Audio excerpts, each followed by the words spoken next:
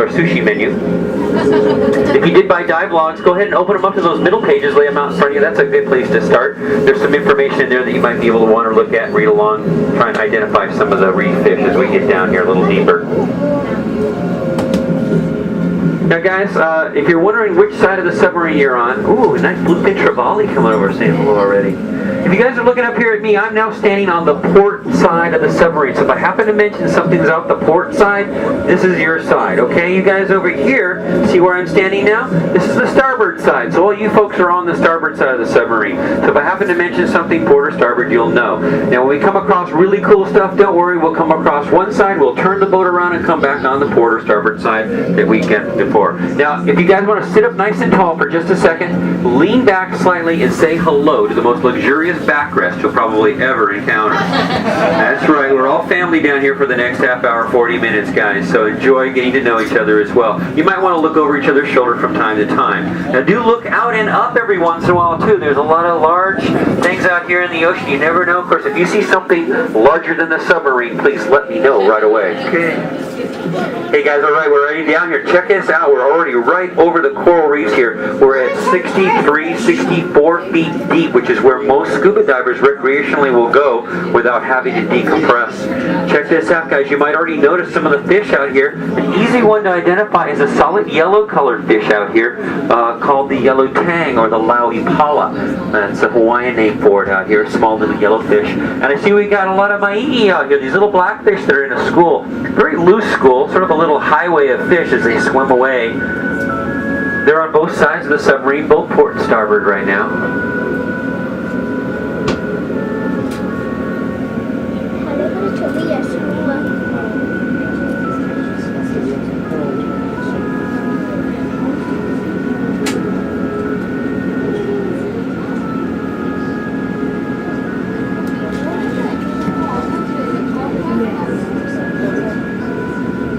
That fish को लगा दाग करने बड़े fish को लगा दाग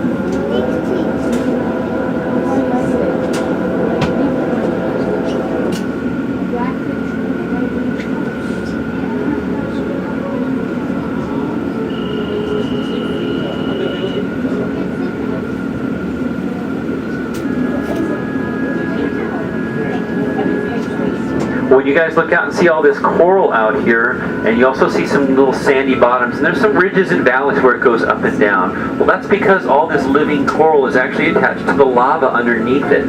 It's all attached itself to something hard. The coral has to attach itself to something hard. It can't just free float in the water. So it's actually attached to the ancient lava flows from Mount Hualalai, which is the volcano right behind us here in Kailua Kona. Currently, Hualalai stands at about 8,000 feet above sea level.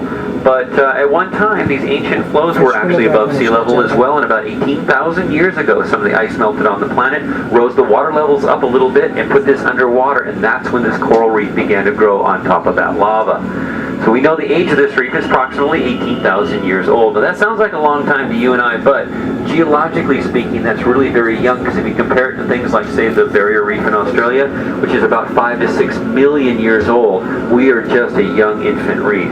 Now the reefs around Hawaii here are fringing reefs, which means they're right around the shoreline. They're very close to the shoreline because they are very young. Over millions and millions of years, they grow further offshore as well as the island actually begins to erode. Hey guys, we got schools of goatfish on both sides as they're coming by here. You know, so schools, they almost blend in with the water out there as we go by. But there's a huge school of awama out here. That's what they're called as juveniles, those yellowfin goatfish. They have a V-shaped tail, little slightly yellow down the side of their body, and the rest of it is almost translucent. Now when they get to be older, they get a little bit bigger, and that yellow becomes a little more prominent. They're called veke. Also a way of calling them ghost fish. Now they're called goatfish because they have these whiskers that looks like whiskers underneath their chin. They're actual little barbs that hang down. They can chemically react to things in the sand as they sit through it to find food. Because they look like billy goat's whiskers, they get that nickname, goatfish.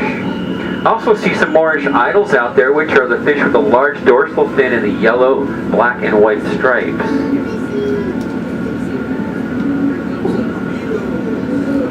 Oh, we might have a visit with some Omilo, which are the bluefin trevallies. And those guys come by. They are larger fish. They're actually one of the apex predators down here during the daytime hours. So they are a carnivore fish. That means they will eat other smaller fish. Most of the rest of the reef fish here are herbivores. They eat plant life.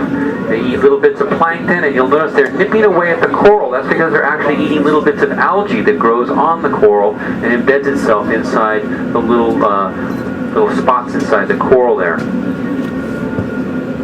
It's actually quite an interesting symbiotic relationship between the fish, the coral, the algae, and actually the sunlight as well.